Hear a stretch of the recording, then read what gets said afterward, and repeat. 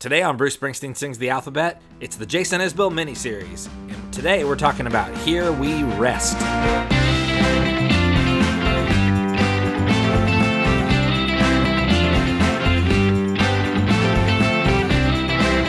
Hey everybody, you are listening to Bruce Springsteen Sings the Alphabet. This is the podcast where once upon a time we talked about every Bruce Springsteen song alphabetically one by one. And we will again one day, but right now we're talking about Jason Isbell's body of work, and we're going album by album. And before we get into that, though, my name is Rob Carmack, and I'm joined here, as always, by my good friend, JB Clark. Hey, man. How are you doing? JB, here we podcast. Here we podcast. Never let me down. Doing good, man. Doing good. So today we're talking about the 2011 Jason Isbell and the 400 Unit album, Here We Rest. And this album was released on April the 12th, 2011. And just like what we've done so far, we're going to talk about half of this album. And then next time we'll come back with the other half. I feel like we should say, sorry, no new episode last week. We had plans. Then you got vaccinated. My parents came into town and we just... that day. all on the same day. But we didn't plan with enough room. There was not enough runway left in the rest of the week for us to catch up. It was pretty much just right. This is the last possible day we can do this and have an episode. We had pushed it. Yeah, we had already pushed it. Yes, we had. Those weren't the same nights. That was like two different nights. Was it two different nights? Yeah, because I was like, oh, hey, I'm going to... Oh, wait, no, it was the same night. Those are the same day, yeah. Same day, you're right. Because I texted you and said, oh, there's a 5% chance we may not do this tonight because I'm getting my second shot. That's right. And you said, no worries, man. And then 2 hours later, you were like, oh, my parents are coming. Yeah, that's about how much notice they usually give us. Anyway, all that to say, no new episode last week. Thanks, everybody, so much for your patience. But we're back, and we're talking about Jason's third album, Here We Rest, that he did record with the 400 Unit. Right. And you got to say, at this point, they are literally and figuratively just one Sadler short. Yeah, it's everybody. I mean, even Amanda is in the band by now. Yeah, she makes featured appearances on this one. Yes, she does. And but they're also that they're just almost there. Yeah, so sonically too. Yeah. So yeah, you've got Browen Lawler is the lead. Yeah, and not to discredit Browen, he's great, but he's But he will soon be replaced in the band by Sadler Vaden, who is currently the lead guitarist. Yeah. I feel like on this tour, right? I don't know. I don't know what the timeline is on all that. I'm going album by album. I'm actually kind of learning as we go. Okay. I will say this is Chad Gamble's first appearance. He's on the drums here, and he will remain part of the band to this day. And like you said before, Amanda Shires is a featured player. This is her first appearance on a Jason Isbell album. She does harmony vocals and fiddle, and will one day be a member of the 400 Unit, but also a member of Jason Isbell's immediate family. Because that's right. In the future, they're getting married and will have a child together. And this is Jimbo second, and I just forgot his name. Derry DeBorha? Derry DeBorha. Derry DeBorha. Yeah, so the full lineup here. It's Derry's third or fourth. Well, it's his second. No, it's his second album. I think he was on the solo one. No, I don't believe on Sirens of the Ditch. Yeah, he is not credited. If he was, all right. I might be wrong. We could go back and take another look, but I'm pretty sure that album is made up of almost all Drive By Truckers personnel. Okay. Yep. You're right. So the 400 Unit in this iteration is Chad Gamble on drums, Derry DeBorha on keyboards, Browen Lawler on guitar, and Jimbo Hart on bass. And then a very special guest, Abby Owens, is doing background vocals, and Amanda Pearl Shires singing and fiddling. That is according to the liner notes in the vinyl record. She does some good fiddling. So anyway, that's who we're working with. Those are the basic facts here. And produced by Jason Isbell and the 400 Unit. So they're still producing these on their own. And I think the next album is the real game changer. And I think one of the things that makes it a game changer, not only is the songwriting superior, but also I think that's when he starts kind of turning over some of the producing. Yeah. So we'll talk more about that when we get to Southeastern in a couple of weeks. But anyway, so that's what we're working with right now with Here We Rest. So JB, first impressions of this album. How do you feel? Do you like this record? How does it hold up? Well, my first impression of this album, much like my first impression of the last album, was not as high as it is now, because I came to it after Southeastern. Yeah. And so I'd heard Southeastern. I hadn't really spent time with the 400 unit that much. Go back and re-listen to these records, and I'm like, this isn't it. This isn't Southeastern. Yeah. And then Something More Than Free comes out, and I'm thinking, this isn't Southeastern, but I do kind of like that he's got some band stuff going on in here. And then 400 unit comes back, and I'm in. I'm like, all right, I'm fully into the 400 unit. This is incredible. And so then I go back to this record, and I'm hearing in places, like the first 15 seconds of Stopping By. Yeah. It's like, okay, this is it. This is the 400 unit. Yeah, this to me feels like the real debut. Like the first two albums feel like almost test balloons for what is about to be this album. Yeah, like the Slide Bridge and Go It Alone. Like, okay, that's the 400 unit. Yeah. What's this? We've Met? It's like, seems kind of well, we'll get into them individually. But. Yeah, we'll talk each song individually, but just like as an album, as we enter into the discussion about Here We Rest, it sounds like you're pretty positive on this record. I'm pretty positive on it, especially now, like going back. I think, as I said in an interview about our podcast one time, about being able to revisit Bruce's records that I didn't love as much with this sort of, with my third eye open, to the context. Yeah, with your good eye towards the sun. With my good eye towards the sun. Yeah, and so it's easy to kind of go back and like it more, because I can hear my friends in it. You know what I mean? I can hear those melodic choices, and I can hear the sort of the way they play slide. I can hear the mayonnaise that is Derry to Borja's organ, like trailing off at the end, and you're like, oh, I just now realized there was organ in this song, but that's what was holding this whole sandwich together the whole time. Yeah. And that's going back and hearing those things as they come along. Like the bass, the way the bass sounds in this record is the way the bass kind of sounds on. It's a little bit different from the last one. It's a lot different from the 1-2 records ago, right? Because that was before Jimbo's even playing with him. But in this record, you're like, oh, this is what the bass on Nashville sounds like. This is what the bass in just 400 unit record sounds like. Yeah. It's big, wide open, but like they just give it so much. They don't put anything else in the lower mid range.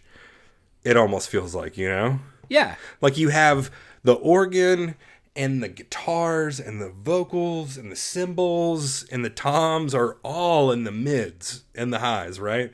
And it's like they turn all of that stuff down and filter it out so that the bass can be kind of the only thing all that's sitting on. And it's just a big whole note, Yeah. Or like a staccato bass with the bass drum. Like they just give Jimbo so much room.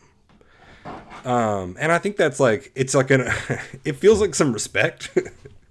You know what I mean? Like Jimbo's going to carry us because Jimbo's sort of the man, like Jimbo's been around this town playing bass for a minute. So anyway, that's how I feel about the bass on this record. Nice. Well, and that is almost more a producing thing than a playing thing too, right? So it's almost like they're becoming more like Jason is not only becoming a better songwriter, he's also becoming a better like guy in the booth. Like he's beginning to know what kind of sound he wants. Yeah, and bandmate, Yeah, good or point. band leader, because it's that band. Yeah, there's this one thing. That's one reason why people always call Bruce the boss. Is not just because he's Bossy. the end all, but also because he knows who's strongest at what. Like he knows he could play that sax solo on the guitar. That's how he wrote it, but we need it on the sax. Yeah. Yeah, it's being confident in enough in your own like sense of what this is supposed to be, and then pursuing that, and like leading and guiding everybody else towards that vision.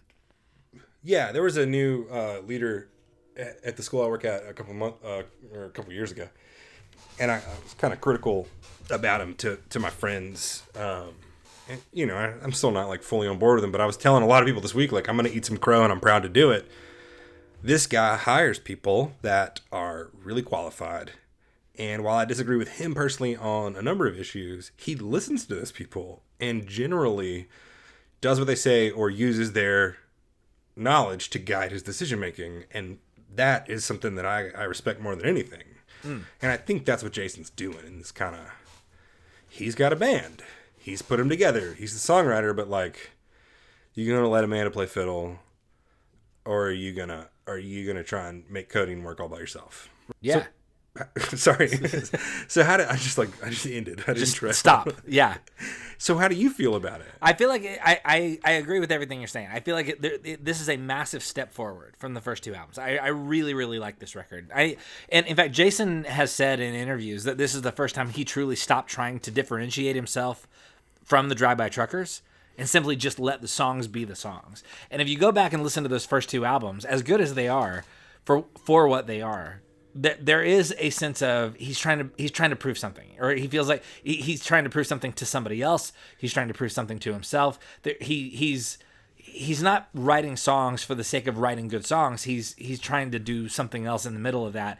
And here, according to Jason, we talked about that with No Choice in the Matter. Like, he was writing resume songs. Yes, yeah, and he was writing incredible songs that meant really not that much. Right, which is probably why he doesn't play most of those songs still today. Right. However, with this album, there's a lot of stuff on this album that he continues to play live. And he like this is a true blue Jason Isbell and the 400 Unit album. Because I think a lot of times we tend to draw the line of differentiation between like before Southeastern and after, and there's a good reason for that, because Southeastern is a masterpiece, and it is his masterpiece. It's the thing that made him. Everything since then has been a masterpiece. Well, that's true. Like that's where he levels up. But I think Here We Rest is the real line of demarcation, because this is when he is just doing the thing that he will continue doing. He does it better on Southeastern, and he does it better on the albums that follow than he does here. But he does it really, really well here. And I don't want to undersell that just because it came before Southeastern. You know what I mean? Right. So, like, he's about to go on his Darkness, Born to Run, Born in the USA sort of run. Yeah, if this is Let's Wild not compare Innocent to that, and the East Street because Shuffle, if he puts out A Tunnel of Love, then I'm going to be like, oh no. Right. But like, if this is his Wild, the Innocent, the East Street Shuffle, then yeah, this is that first record. This ain't too bad, right? Well, the first record is Greetings, but right. Sorry, the first record in the line, but also Greetings and Wild, the Innocent could be a double record, right? I mean, look, that's a whole other podcast conversation. But yeah, that would be, yeah, you could do like the.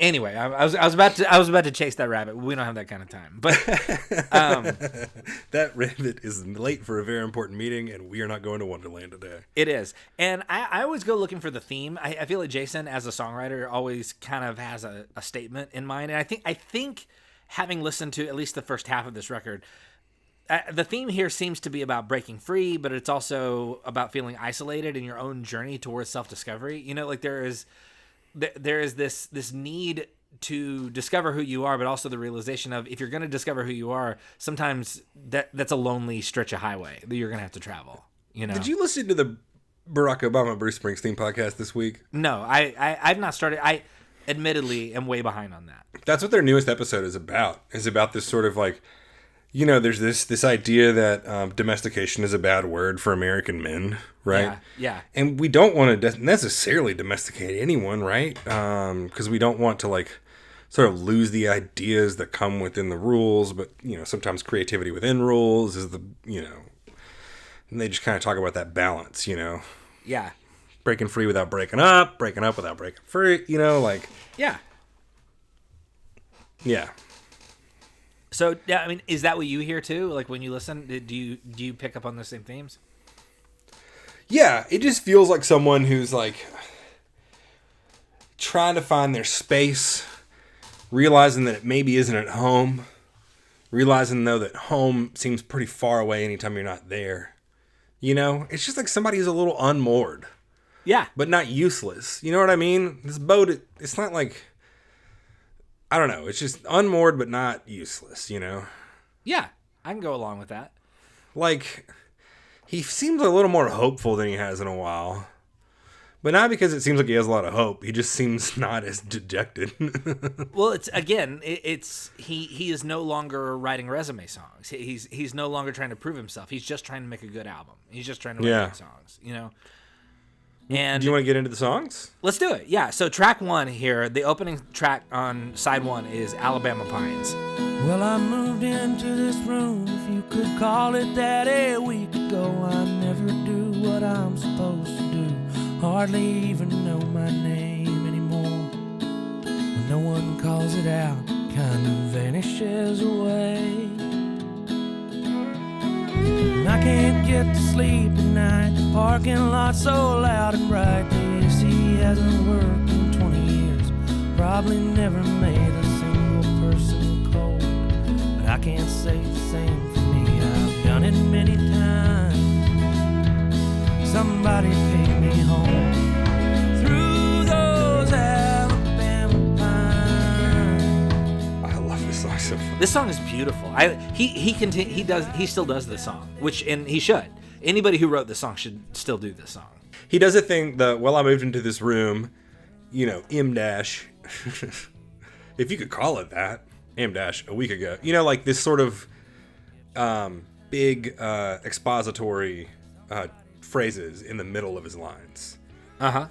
That's something he does just for the rest of his career. Like last week we talked about how there was a song where he had this giant space in between stanzas, but there wasn't an idea. Yeah. Like there was the same idea. And this one, in less space, he has one idea, and that idea has an idea inside of it. You know what I'm saying? Yeah. So it's not only is it like it's cohesive in less space, it's more cohesive. There's like some extra tape and glue in there. Okay. Well, I moved into this room, if you could call it that, a week ago. Anyway, it's great. Well, the if you call it that is so descriptive without saying anything at all about what you're visualizing. Oh yeah. Number one, living in a room for a week, you're probably not in a great hotel. Especially if you say you call it that, Yeah, if you could even call it a room. All right, so we're probably not staying in like a, the Marriott week-long business suites. It's probably roadside motel, maybe. Or those hotels where you're like, who would stay in a hotel in this town? There's no tourism. Oh, people who are housing insecure. Well, and also it goes to the theme of the song, right? Which is like he's not where he wants to be. He's longing for another time. He's longing for another space. He's remembering, and he wants to go back. He wants to go travel back home through those Alabama pines. So the Alabama pines is it's a metaphorical corridor. Actually, it's probably not even metaphorical. It's probably the actual corridor. Oh my gosh. Well, all right. So like North Mississippi, North Alabama have these like super tall pine trees, right? Yeah. It is the opposite of Texas. Texas, you see the whole sky. Northern Alabama, North Mississippi, you see the road reflected to you in the sky. You know what I mean? Like the sky is only as wide as the road. Right. Because you're in the middle of a tall pine forest. And so it is a corridor. And it's so... and it's kind of funny. It like changes on the state line. It's just really beautiful. There's this sign in Vicksburg crossed in from Louisiana to Mississippi, and it says, Mississippi feels like coming home. Yeah. At first you kind of bristle at that if you've been gone for a while. You're like, no, it doesn't. I'm not from here. And then you're halfway through Vicksburg, you're like kind of crying as you're like rolling through those hills right before you hit the Delta, right off the river. And then you just hit that flat Delta. You come out of the trees and like there's the whole state before you. And you know what I'm talking about? Like when you kind of get through the Pine Belt into Texas and you're like, I'm home. This is home. There's a Portuguese, like a Brazilian Portuguese word. I think it's ciudad, which is like nostalgia specifically for home. That's just what I feel when I hear this song. Yeah, and I think that's what he's going for. I think that's the thing he's aiming at. Is he wants people to feel nostalgic for some specific time and place where they felt comfortable, where they felt at home, at peace. Yeah, dude, and that line, the verse where he's giving him directions, can't go through Talladega on a weekend in October. So that's like the main highway, 78, goes past Talladega. And it's nothing. If you drive through there any other time, it's just a giant nothing. And if you look off to the right, there's just a huge parking lot with the biggest racetrack you've ever seen, even if you've used to pastor your church across the street from the Dallas Motor Speedway. I know exactly where this is. Yes. Yeah, but if you drive through there in October, it's like, good luck. Yeah. You know, like, just, it's the wildest. I have heard stories from Talladega that cannot, I mean, like, there are stories from every other big, you know, like, whatever, the big St. Patty's Day parade and, you know, Jackson or the New Orleans Mardi Gras or whatever. Like, I have heard stories about Talladega that, like, those places can't touch. Yeah. You know what I mean? And, like, that's not what you would think when you think NASCAR, but it's wild, you know? And then, but you go to Bowling Springs, you know, and they're like, Bowling Springs isn't the city, but there's one right kind of on the way to Florence that they got real fancy and bought some like automatic radar guns, and they'll just mail you tickets. And that's like every little town right there whenever you're trying to cut through to get away from Talladega, like speeding tickets. I got 3 speeding tickets for an out taillight in 3 touching cities in this area one time. Like, I didn't see an O'Reilly's between my first ticket and my third. Yeah. So, Anyway. so Jason has said that this was the song where he first learned to tell when a song is really finished. Like, which is an interesting thing as a songwriter to sort of figure out. Like, this is, because I mean, I a song is like anything else that you create. Like, there's this weird sort of, there's not a sign. There's not a thing there's not like a flag that pops up that tells you, like, okay, it's done. There's not a timer. You know, there's the barometer for how you know whether or not a song is done, not unlike a piece of literature or any kind of art that you create. It's difficult to know, like, is this done? Do I need to keep working on it? And Jason said this was the song where he first realized, oh, this is how I know when a song is done, which is, I would imagine, a really big deal. Like, that's a massive threshold for a songwriter to cross. Well, I mean, it kind of, yeah, it just, you know, it's got a beautiful ending where the city turns into an idea because he's been there for too long. Well, not just And the then ending of the song, values but that knowing, they hold in the city just completely vanish away. yeah, and knowing when it's time to stop working on it. This is a truly beautiful song. I love this song. Yeah, I 5 think stars. 5 stars out of 5 stars. It is a 5-star song. It's a great way to start a record. The song, by the way, won Song of the Year award at the 2012 Americana Music Awards. So it's an award-winning song. It's a great song. Yeah, it is. I love this song. So out of this song, we go to Go It Alone. Are you lonely tonight? Are you out on the road? Well, I'm headed home to go it alone again. Are you dreaming out loud? Scared of the crowd? Well, I'm headed home. This is some real Jason and Derry guitar, organ. This is also very reminiscent of the E Street Band. Yeah, it's good guitar. It's a good hook. It's got Yeah, and just like the intro, like, hey, we're gonna cook this up. It's gonna get steamy. We're gonna put some organ in here, you know. And like Derry's just riding it like a wave. You know what I mean? The whole song. And the slide guitar, and Sadler's on the band yet, but right now, I think that Jason and Sadler are like 2 of the top 5 slide guitar players playing. You know? Yeah, it's They're good. the same damn band. But yeah, this song's got just some killer understated tones. We're getting there. You know what I mean? Like, okay, this is the 400 unit. Yeah, totally.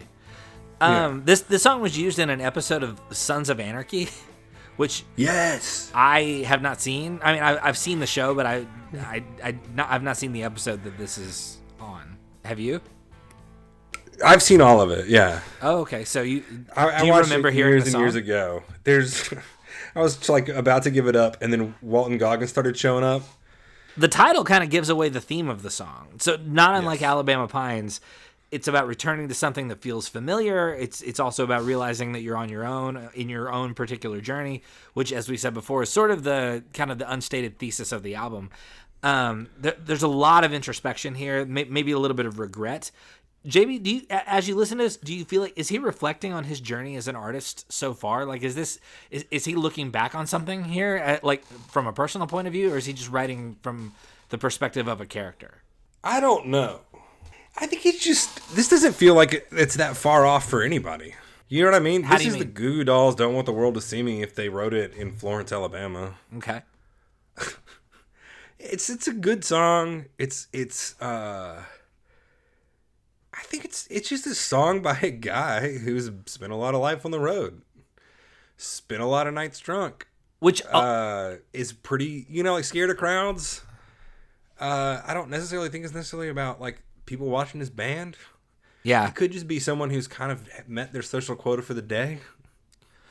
Well, and he like several there are songs on both of the previous albums. Oh, and also he's got some songs with the Drive-By Truckers that kind of fill this out, that are about sort of the internal struggle of the traveling artist, right? Like that one of the things that he does sort of seem to struggle with is feeling whole as somebody who tours with a band. Even though he's good at it, even though like this is his dream come true, there are songs on almost every Jason Isbell album that are about, like, I feel like I have to kill a part of myself in order to make this work. I think every band that's like had a Road Dogg phase has a song about this. I mean, every band I can think of who has done, 150 plus nights in a year has a song about like this, Yeah.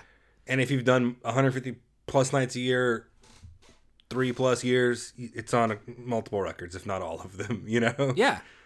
Yeah. And it makes for good writing. Yeah, it really gets at the Ernest Hemingway, or not Ernest, Jack Jack Kerouac. Kerouac. That's what I was trying to say.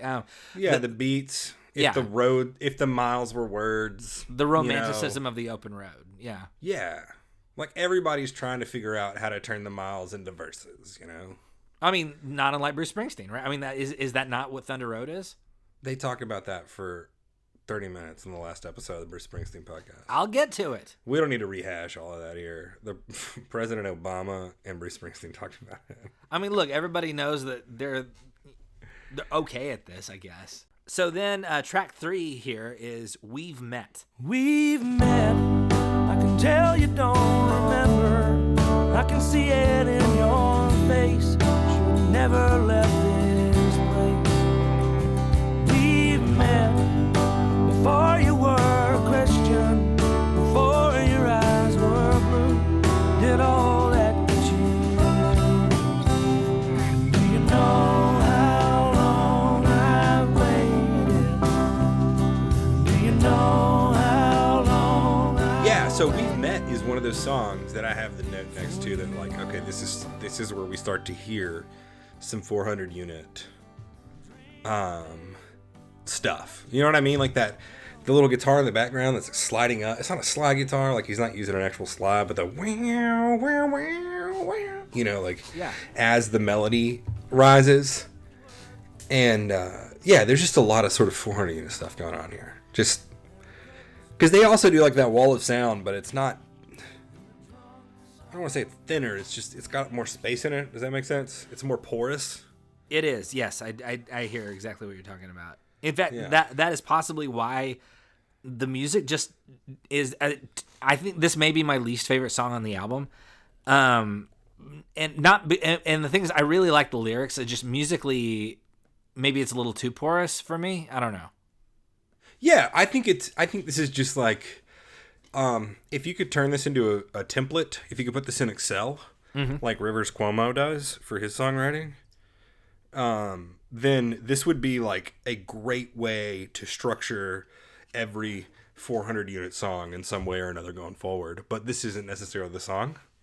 Okay, Does that make sense? maybe. I think so. There's just some cool, like slide guitar break, organ, bring Oh, it I down see. with some Yes. acoustic guitar, Yeah. syncopated drums, and then harmony, harmony.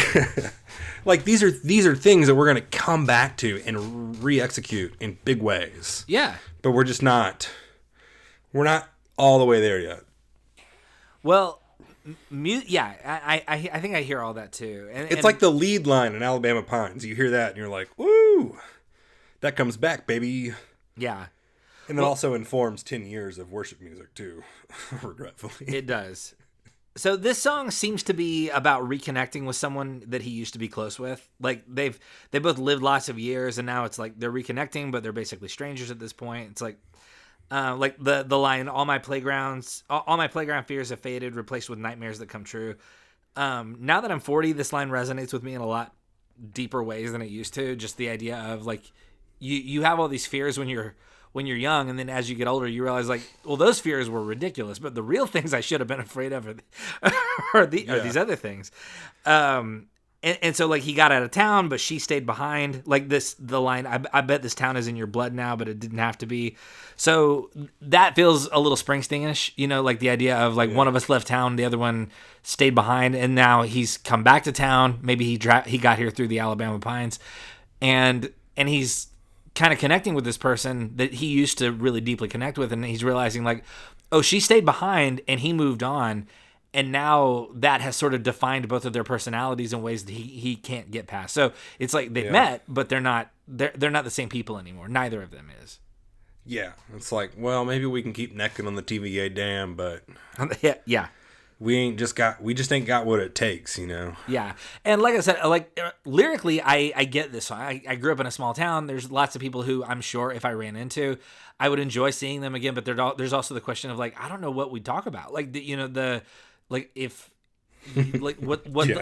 the last 20 years has been very different for all of us. And so like, who knows? And so, it does sort of make you wonder about, like how different would I be if I had stayed behind, or how different would this person be if they had like gone somewhere else and had different experiences. And so anyway, it raises a lot of really good questions about like how we interact with people that we used to know and what it means to reconnect. Like, so, and again, it gets at that, like he's on some sort of journey, and he's not alone necessarily, but he's still isolated. He's experiencing isolation even when he's with other people. Yeah. So then he tells her, I don't think we're going to make it. Yeah. And her heart breaks, and he just can't take the way a woman sounds 5 seconds after her heart breaks. And that's where we are in Codeine. So track 4 is Codeine. There's one thing I can't stand. It's this bar and this cover band. Trying to fake their way through castles made of sand. Well, that's one thing I can't stand. If there's one thing I can't take, it's the sound that a woman makes. About 5 seconds after her heart begins to break. I gotta tell you, the first 3 lines of this song, or first 4, are some of the most relatable lines in a song. Yeah. If there's one thing I can't stand, it's this bar and this cover band trying to fake their way through castles made of sand. That's one thing I can't stand. It's just like, it's an elementary rhyme, but it's this like profoundly like benign feeling that we're all so familiar with. Yeah. One of my friends is taking her in and giving her codeine. Well, and he has said, in 2011, Jason used to tell people that this song was meant to be music that people could just party to. And he still does it live. I've seen him do it, and it's tons of fun. Yeah, it's just about like somebody's breaking up and somebody's, she's gone. Yeah. Somebody's like, put her giving her some codeine, let her just slurp on into bed and forget about it, and he's lonely and alone. Yeah. Yet again. Well, and like you said, there's not a whole lot to the lyrics. It takes place at a bar. There's a girl who should be at home by now. And instead the narrator's friend hooks her up with some pills, and now they're partying. And that is the narrative of the song. So, yeah. And like you said, like lyrically, he doesn't do a lot of like super crazy stuff here, but it's solid work. I mean, this is a fun song about painkillers. Yeah. And Amanda Shires is on the fiddle. Absolutely. And she's going to be on the intervention too. Yep. I think it is funny that he does still do this song live, considering like how sober, how into being sober he is, and how not sober the song is. Somebody on Twitter a while ago was like pretty worried about Jason Isbell after seeing that video of him on Instagram taking shots on the beach with everyone else, and he was like, that was a shot of water. No matter, or a shot of ginger ale or something. He was like, no matter how sober I am, I always find it very important to quickly drink small amounts of beverages with your friends. He is so funny. He is so good on Twitter. He's just the most. I feel like him and Bruce are very similar in that they both probably like struggle to call like service providers. Like they've got real bad social anxiety. Yeah. But they have like a sharp wit and a good. That's one thing on the new Barack Obama podcast with Bruce. That Barack's always like giving him a hard time. He's like, you didn't drive till you're 26? And then he lists off all the other stuff that was wrong with Bruce when he was 17. He was like, what about girls, man? Like, where were you going? Were you hanging out with them? You sang about them a lot, but you didn't have a driver's license. You were scared to talk to people. He ribs him super hard about it. It's funny. Well, that is a thing I will look forward to listening to when I listen to that podcast. Yeah. Look, man, you don't have to. Nobody has to listen to anything. I'm going to. I just similar. You have to listen to it if you haven't yet. I mean, yeah, I will. I definitely will. It's on a very, very, very long list of podcasts and audiobooks that I very much intended to get to.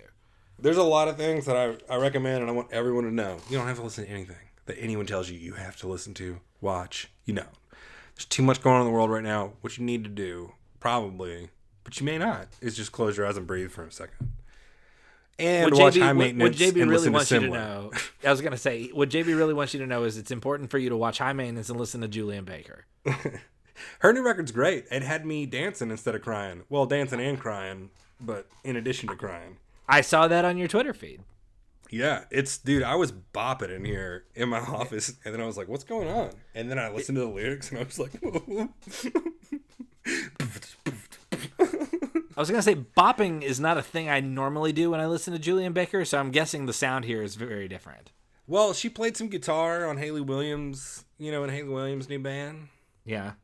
So, Hayley bops. Oh, Hayley bops. But Julian Hayley Baker does not pop bop. Music. We're kind of getting off track. We got one more song on this record, or on this episode, the first half of this record. Stopping By. Driving to a baseball game on a Friday afternoon. It's hotter than hell in Atlanta, Georgia. I guess it's been 15 years since I came through here. Probably should have called to warn you, but I'm stopping by. Which I like because it's about baseball. Well, and I think baseball is one of the greatest storytelling devices, much like the Mississippi River. But this is it, man. This is the 400 unit sound. You got that kind of weird drum beat to start off with. You got these big, slow plucked chords, lots of room for bass, lots of organ. You got some good slide. It's just, this is the 400 unit sound. Yeah. It's a good sound. I really like this song, and the sound is really good. It fits inside that Bruce Springsteen sort of vein because it's about an absent father. Yeah. Well, and the I'm stopping by, Daddy, like that part. Yeah. Lyrically, musically, band arrangement wise, production wise, is like very 400 unit going forward, and also very reminiscent of E Street Band material. Yeah, it's good. I just love it. I think it's just sort of that next, well, and next step in the next generation of the Bruce Springsteen songwriter mold. Yeah. Well, and it's interesting too because he writes from the perspective from a female perspective, because he, like the line, "Do you ever think about a teenage girl in Chattanooga?" And while we know that Dad lives in Atlanta, so Jason is writing from the perspective of a young woman whose father abandoned her, and now she's considering whether or not she should, like, she's driving to a baseball game on a Friday afternoon in Atlanta, and she hasn't seen him in 15 years. So she's just gonna pop in without a warning. And so it's a great device for some really good songwriting. It fits directly into the theme, which is like she's on her way somewhere, like a baseball game theoretically is a social event. I'm assuming she's not just going by herself. And so, she's trying to reconnect with somebody that she should have a connection with. So there's still that tension between isolation and connection, and being on the move yet looking for a place to stop. And so you know what I love about this place to stop? What? All right, so when you want to do something that you know you've got to do, that you're absolutely dreading, let's say you got to tell someone close to you something you don't want to tell them. Yes. Not necessarily like about yourself. Not like you're admitting something, but just like you're about to just really ruin their day. And it's neither of y'all's fault, right? Are you about to tell me something I don't want to hear? Rob. No. For God's sakes, we're on a podcast. All day, you're just like, you're going to do it, but you're not, you're just dragging your feet, right? You're just like, I can't do, it takes you longer to make coffee. It takes you longer to get ready. You forget something, you got to turn around, go back to the house. Listen to those hi-hats. They are just so loose, right? They're just labored. I mean, he's not slowing down at all. It's just like, they're just, those hi-hats are so lethargic. And then as soon as he gets to I'm Stopping By, the piano goes into this weird sort of like syncopated double time situation, right? Yeah. And it's the heartbeat, right? Oh no, I'm here. I'm pulling into the driveway. All right, there's my dad. I haven't seen him in 15 years, Yeah. It's smart. It's smart songwriting. It's good, man. I didn't even think about it from that angle, but that's really good. Yeah, think about those hi-hats, man. And they're just so, like, just dead and loose, and there's no spring in them, right? Yeah. Yeah. And then that piano. Whew. Yeah, it's really well constructed. It's kind of heartbreaking, and it's like you feel the sadness and the rage in the narrator, like and I didn't even think about like all the subtle things that the musicians are doing to sort of elevate that feeling. And I love that Jason gets his team in here. Like when I hear Ben Gibbard drop a reference even loosely associated to like the Seattle Mariners, I'm like, you did it, my guy, good job. Like it's fun when like baseball fans tell a story about their team. Oh, is he an Atlanta Braves fan? Big time. Really? Interesting. Yeah, somebody was like, wait, you're a Braves fan and an Alabama fan. Wait, no, a Braves fan and he's something else. Clemson, maybe? They're like, do you seek out pain? And he replied, I invite you to listen to my music. And like I've got this short story I wrote and somebody was like, man, love the reference to like, spring training or whatever, and I was like, oh yeah, that's actually the Texas Rangers farm team. I'm a big Texas Rangers fan. And like people who are big fans of baseball like slip it in to stuff, Yeah. And it's fun. And so just this song is not about the Atlanta Braves at all. It's not about baseball or anything. It's about like an absentee father. Yes. But you go into a baseball game on a Friday afternoon, hotter than hell in Atlanta, Georgia. Like this is Turner Field. He's going to Turner Field. This is pre the new park. He's going to Turner Field. It's it's hot. It's outside, right on the outskirts of town. It's very hot. Yeah. That's what I got to say. I love it. I think it's a beautiful song. That was the end of your thought. It's hot. It's hot. You're like, okay, picture Georgia. He's going to Turner Field. It's hot. And I just thought that I think we're a little out of practice. Normally, I think like 4 weeks. I think like 4 weeks ago, you'd have been like, "And that hot Atlanta," and it's painting a picture. Well, and I'd have been you like, sounded, yeah, everybody says hot Atlanta. You sounded like you were winding up to like a whole other thing, and then you just stopped. I was and it's hot outside. It's Atlanta in the summertime. To pitch a fastball off the mound in Turner Field. I was just waiting on you to say winding up, and so here we are in Turner Field, and it's hot. Oh, yeah, shit, you just went in a circle. Yeah, it's hot, man. That's probably why he says hotter than hell in Atlanta, Georgia. Right. so that we'll know that it's hot outside. I think he was painting. I think what I was trying to say. He's painting the picture. He never says Atlanta Braves, but he very much paints a picture of like you're driving and like you're going to town, you got something else to do, but you're going to town to watch a baseball game. Yeah. On the outskirts of town while you're here, you're gonna get some business done. Yeah. Yeah. All right. This is a great start to a great record. It is. And this is a great start to what is about to be a legendary career. For sure. He's it will only continue to, like, the elevator only goes up from here. Yeah. So we're stopping by now. We're gonna stop here, and we're gonna pick it up next time with the second half of this album. We're gonna get into it with Daisy May when we come back. But so we wanted to leave enough time and space for us to be able to talk about each side of the record, and then when we get to Southeastern, we're gonna really camp out. We're gonna do some talking. What do we have, like 3 weeks set aside just for Southeastern? Yeah, it's 3 weeks for Southeastern. That's correct. The Southeastern deserves that. So we're gonna stop here for now, and we're gonna pick back up next time with the second half of Here We Rest. But if you're a patron, you can go and jump onto our Patreon feed, and you can listen to JB and me. You can listen to JB and me. Wait, yeah, you can listen That's to right, JB JB and me talk about a couple of records from Rolling Stone magazine's top 500 albums of all time list. So we're talking the albums from numbers 431 to 440 today. And if you want to know what those are, you can either look it up in the magazine or you can listen. You can be a patron and you can listen to us talk about it.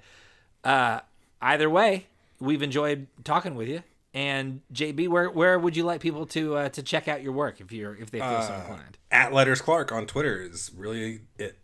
Yeah, and I'm at Rob Carmack on Twitter as well, and you can follow us there for whatever it is that whatever's on our mind, opinions about Julian Baker or I don't know, whatever I'm on about on any given day. So that's where you can find us, and then for the patrons, we'll see you not too long from now, just any second, whenever you decide to hit play to mash that play button on the other episode.